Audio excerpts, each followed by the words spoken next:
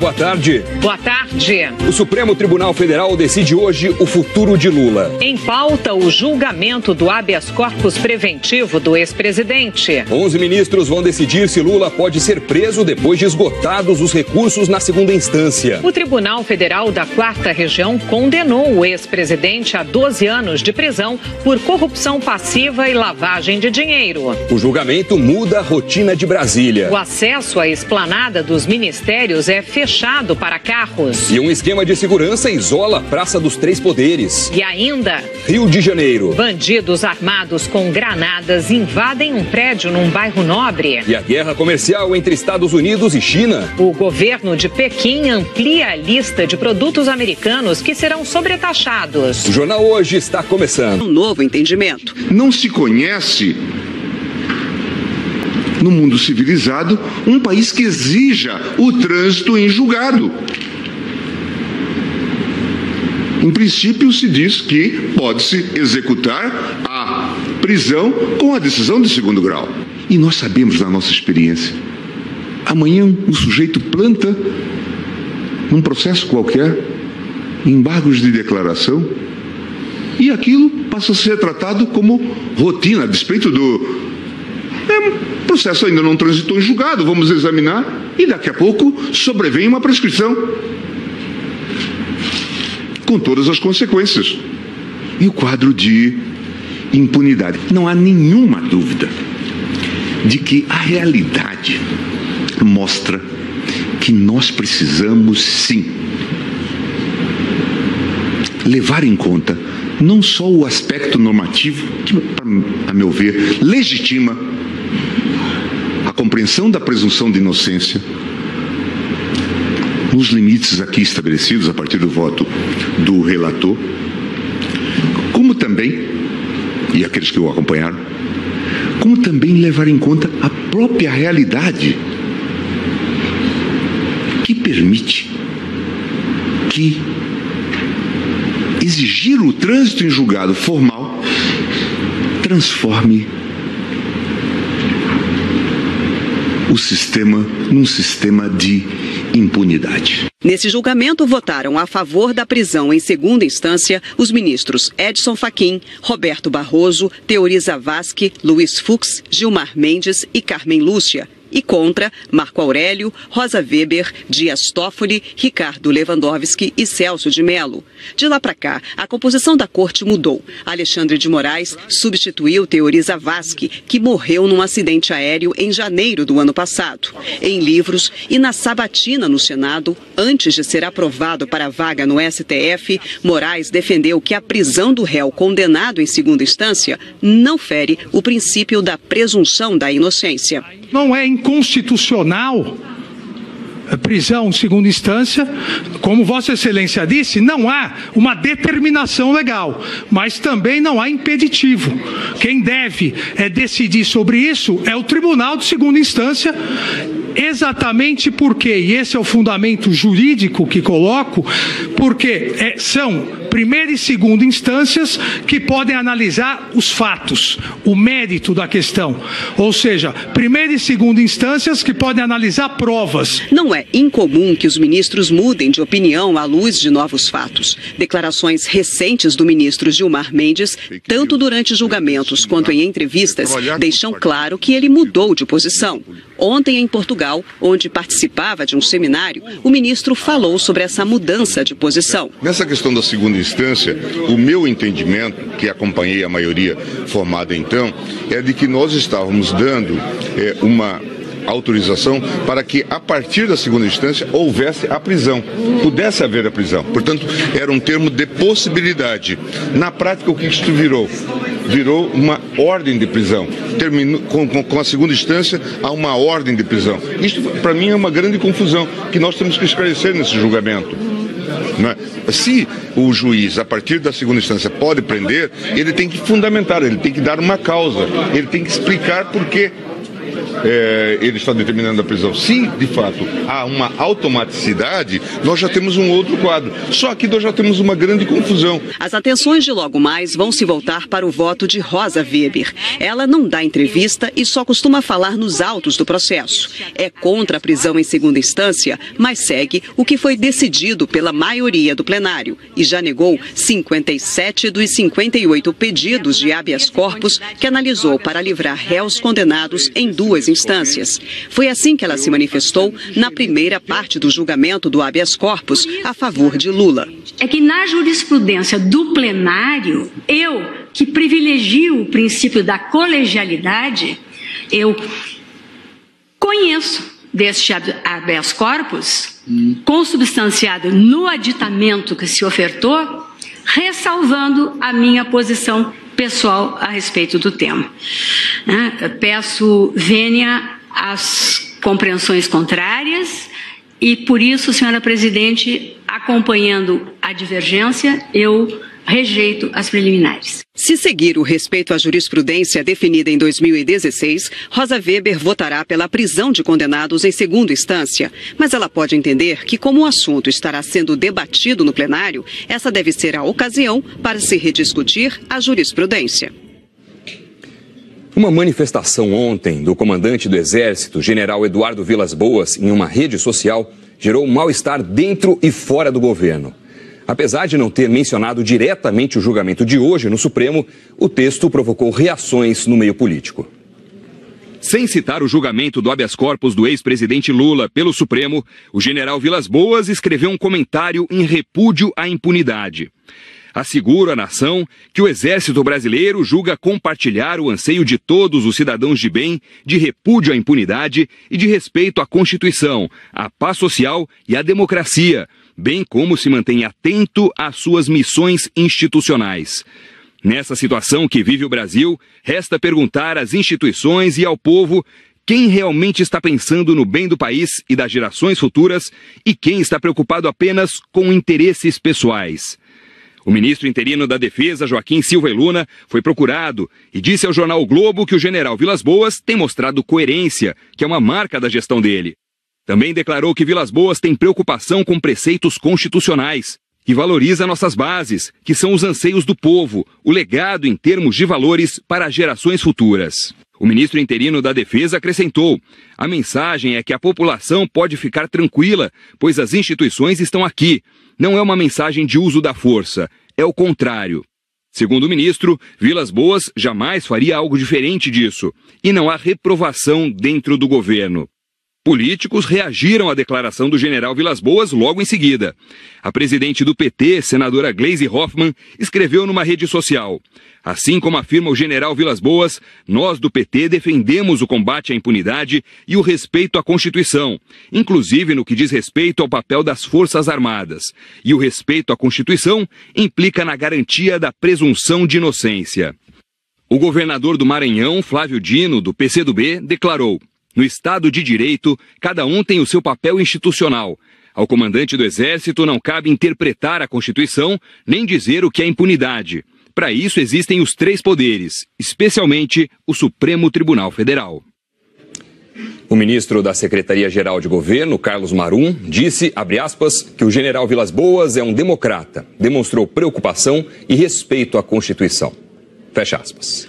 O ministro da Defesa, Raul Jungmann, disse que, abre aspas, as palavras do general Vilas Boas representam basicamente o seguinte: defesa da institucionalidade, da Constituição e regra do jogo é para ser cumprida, regra do jogo é para ser aceita. E no final, quando ele lembra que as Forças Armadas estão atentas ao seu papel institucional, o papel institucional está definido na Constituição. Então, o ponto de vista do general Vilas Boas é de serenidade. Este momento que o país vive, o país há de passar, mas sempre de acordo com a legalidade, fecha aspas.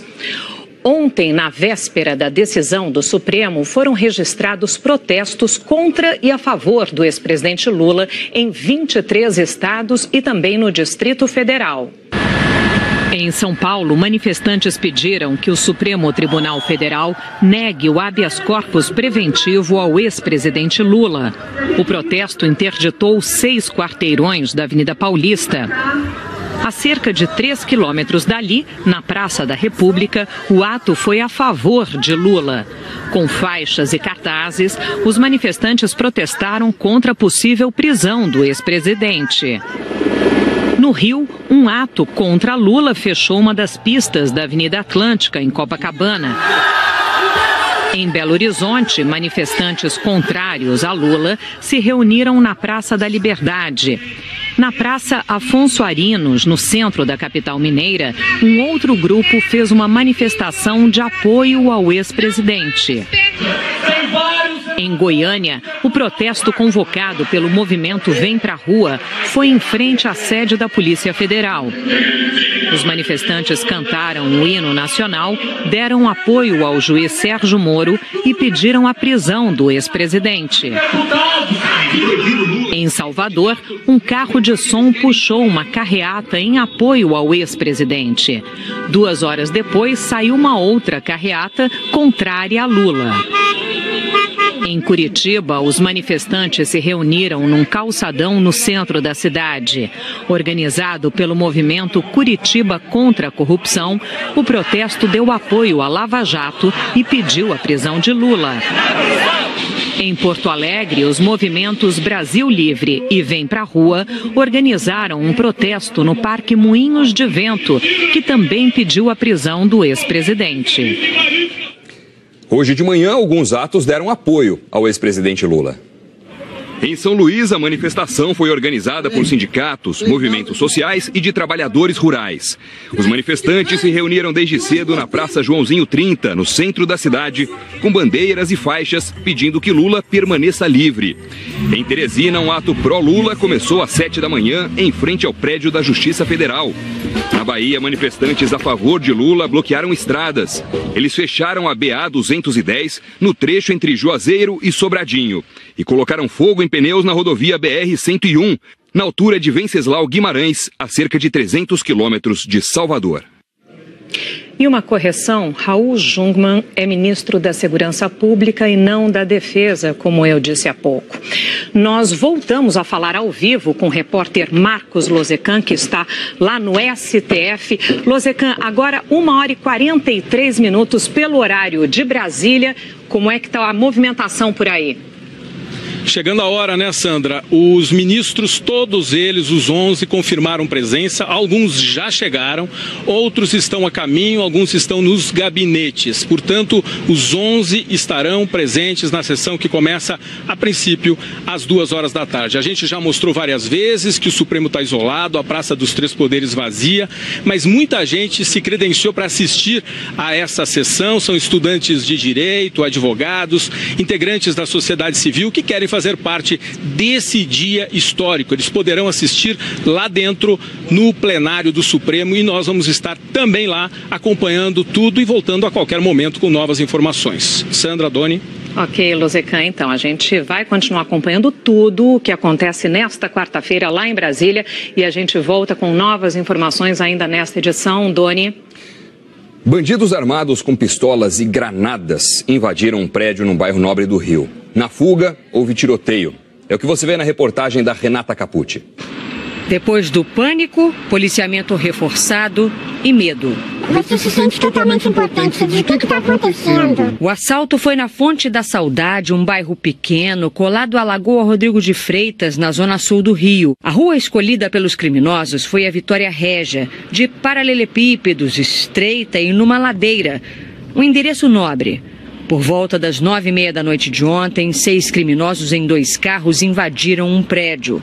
Os assaltantes roubaram um dos apartamentos. Na fuga, os bandidos fizeram mais uma vítima, um homem que passava pela rua. Levaram o celular, carteira, levaram a chave do carro. Estavam de pistola, o outro estava de granada, fugiu. Eu não sei se tinha refém dentro do carro também, mas graças a Deus foi bem comprometido. O que os criminosos não esperavam era que os moradores acionariam rapidamente o 190. Os policiais militares conseguiram flagrar os bandidos em fuga, aqui na principal rua. E foi aí que começou a troca de tiros que aterrorizou o bairro. depois outro pá e depois uma rasada. Os bandidos perderam o controle do carro, que ficou cheio de marcas de balas. 2 morreram e um terceiro ficou ferido. Horas depois, a PM conseguiu localizar outros 2 assaltantes. Um continuava na Zona Sul, no bairro do Jardim Botânico. O outro tinha seguido para o centro do Rio. Ele estava baleado e disse aos policiais que tinha sido vítima de um assalto. Só que com ele, os PMs encontraram 2 relógios e dinheiro. Todos os criminosos foram reconhecidos pelas vítimas. Com eles havia 2 granadas, 2 revólveres e uma pistola. Os moradores aplaudiram os policiais. Estamos aqui ilhados, né? Uma guerra. As pessoas de bem quase não conseguem andar porque tem tido assaltos frequentes aqui em todos os lugares. Hoje, o interventor federal no Rio, General Braga Neto, fez um rápido comentário sobre os índices de violência. Já está tendo segurança. 6 pessoas foram presas no Rio e na Baixada Fluminense, acusadas de roubar cargas para revender em favelas. A operação é resultado de uma investigação de 6 meses do Ministério Público Estadual e também da Polícia Civil. A reportagem é de Eduardo Tchau. Foram expedidos 12 mandados de prisão contra suspeitos de roubar cargas e revender produtos alimentícios e eletrônicos para ambulantes e feirões no Rio. O dinheiro ajudava a financiar o tráfico de drogas. 6 suspeitos estão presos. Eles vão à comunidade, são informados de qual carga chegou, dão o valor para eles, qual o valor que seria daquela carga, e eles repassam para outros grupos, botando já sua margem de lucro, e distribuem para camelô, venda em trem e alguns comerciantes também de pequenas comunidades. O jornal Hoje teve acesso à denúncia que deu origem à Operação Expurgo. Um dos acusados é Alain Pinheiro de Oliveira, que foi preso hoje. Segundo a polícia, ele tem contato direto com traficantes e com criminosos que roubam a carga. No áudio gravado pela polícia, com autorização da justiça, ele e a mulher, que também foi presa, conversam sobre a venda de óleo de cozinha e divulgação da mercadoria em redes sociais. Alô? Fala. Você vai trazer óleo pra casa? Vai anunciar daqui agora. Vou anunciar. Pode anunciar 4 por 10. Tá. O estado do Rio registrou um recorde de roubo de cargas no ano passado. Foram 10.600 casos, uma média de 30 por dia. Para a polícia, o objetivo de operações como essa é evitar que o caminhão com a carga roubada chegue aos receptadores nas comunidades. Se fizermos bloqueio antes da comunidade, não dentro para evitar confronto, antes eles não têm como levar o caminhão. E se não tem como levar o caminhão, não vão roubar. E essa quadrilha chega a pagar camelôs por jornada diária para que eles revendam as mercadorias roubadas nas imediações das estações ferroviárias. Os presos vão responder por formação de quadrilha e receptação. Se condenados, a pena pode chegar a mais de 20 anos de prisão. A Polícia do Rio vai ouvir agora à tarde novos depoimentos no inquérito que investiga os assassinatos de Marielle Franco e do motorista Anderson Gomes. A gente vai ao vivo ao Rio. Quem está por lá é o repórter Pedro Figueiredo. Pedro, boa tarde. São depoimentos de quem?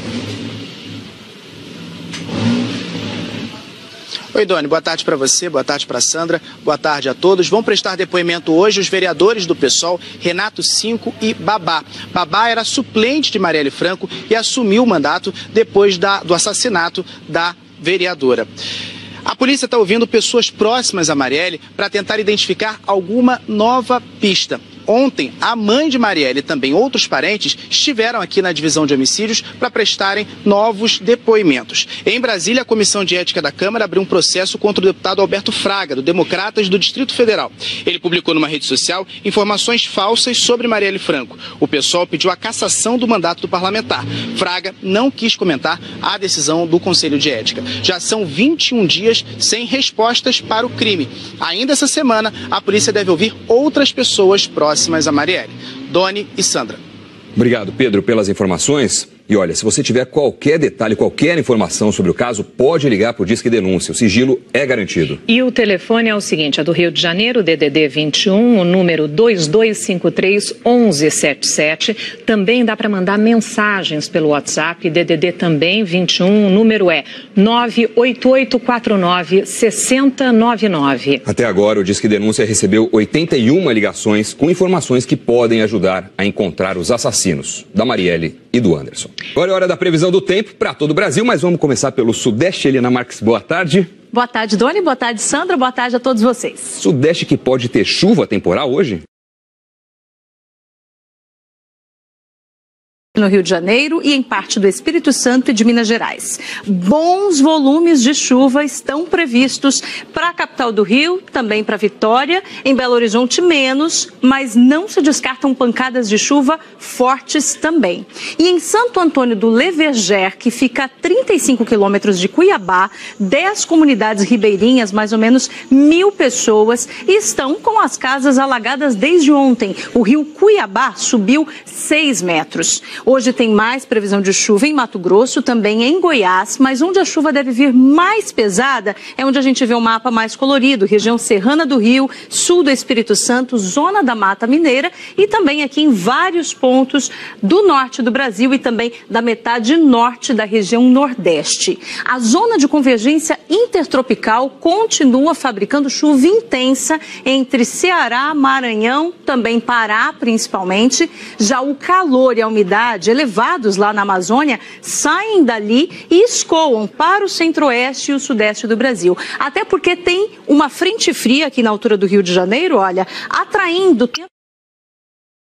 Forma esse corredor de nuvens e é esse corredor de nuvens que vai provocar a chuva que está sendo esperada no Rio, em Minas e no Espírito Santo, que eu falei há pouco. Agora, essa chuvarada toda interfere nas temperaturas, não? Tá abafado ainda, viu, Sandra? Olha, máxima de 27 graus em Brasília, onde a gente viu que já chove, né? E em torno dos 30 graus nas capitais do Norte e também do Nordeste. Agora, como a gente vê aqui, o destaque mesmo são os volumes de chuva elevados, principalmente em Belém e também em São Luís. No sul, onde já choveu bastante, entre o fim de semana e o começo dessa semana, a chuva já diminui bem, máxima de 27 graus em Porto Alegre, 25 em Curitiba. Agora, Salvador, Campo Grande e São Paulo estão na área sem previsão de chuva hoje. Aqui, máxima de 26 graus, com, no máximo, uma garoa à noite.